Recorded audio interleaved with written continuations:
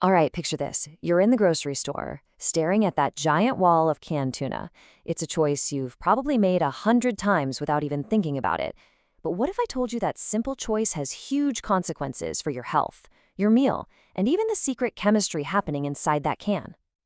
It seems so simple, right? Water or oil? It is the fundamental question of the canned tuna universe. But I'm here to tell you, this choice is about so much more than just a simple preference. Because what you choose really impacts everything, from the calories and those heart-healthy fats to the very texture of the fish. And yeah, even the secret chemical reactions happening inside that sealed metal container. So let's kick things off with the big one, the health battle. This is where most of us think the decision begins and ends. But as we're about to see, the obvious answer, well, it isn't the whole story. First up, the calorie count. In this, it's not even a contest. A can of tuna and water comes in at around 120 calories. Switch over to oil, and that number just skyrockets to about 280. That's a massive 133% jump. So if calories are your only metric, the winner seems pretty obvious. But hold on, here's the plot twist. The most important nutritional story here isn't about what you gain in calories, it's about what you might be throwing away. 50%. That's the number to remember. That is roughly how much of the crucial brain-boosting omega-3 fatty acid, DHA, you lose when you drain a can of oil-packed tuna. And the science behind this is actually fascinating. You see, omega-3s are fats, which means they're hydrophobic. Yup, they hate water. So in water-packed tuna, they stay locked safely inside the fish. But in oil-packed tuna, those same healthy fats love the packing oil. They dissolve right into it. So when you drain that can to cut calories, you're literally pouring those valuable nutrients right down the sink. The source material really puts it perfectly. This isn't some exaggeration. It's a chemical reality. The very act of draining the oil defeats one of the main reasons for eating fatty fish in the first place. And it actually gets worse.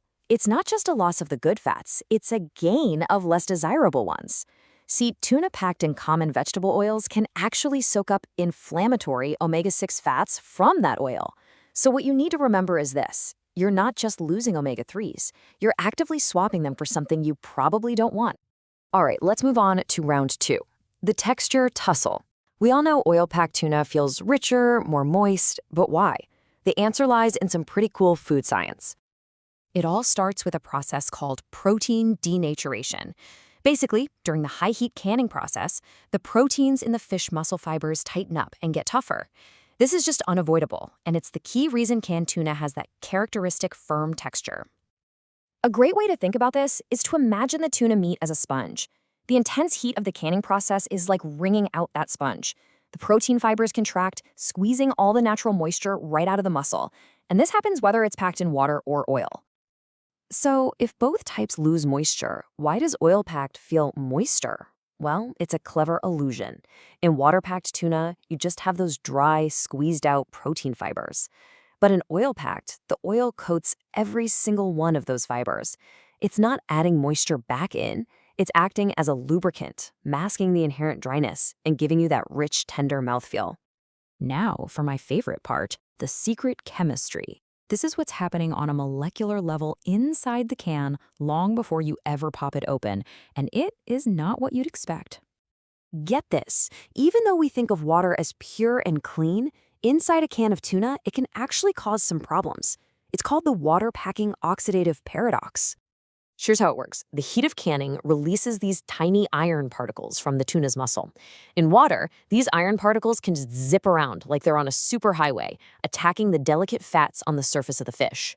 This process, called intrafacial oxidation, is what can create those slightly off flavors you sometimes get. But when you use a high-quality extra virgin olive oil, something amazing happens. It doesn't just lubricate, it protects. It forms an antioxidant shield. That's because high-quality olive oil is packed with natural compounds called phenols. During canning, these phenols leap from the oil to the surface of the fish. They act like tiny bodyguards, sacrificing themselves to stop those aggressive iron particles and protect the tuna's fats from breaking down. It's a beautiful little piece of natural chemistry. Now, before we wrap this all up, we have to bust a major myth. A lot of people think that by draining the can, they're getting rid of mercury. This is simply not true. The mercury is bound to the protein of the fish itself. It doesn't dissolve in water or oil.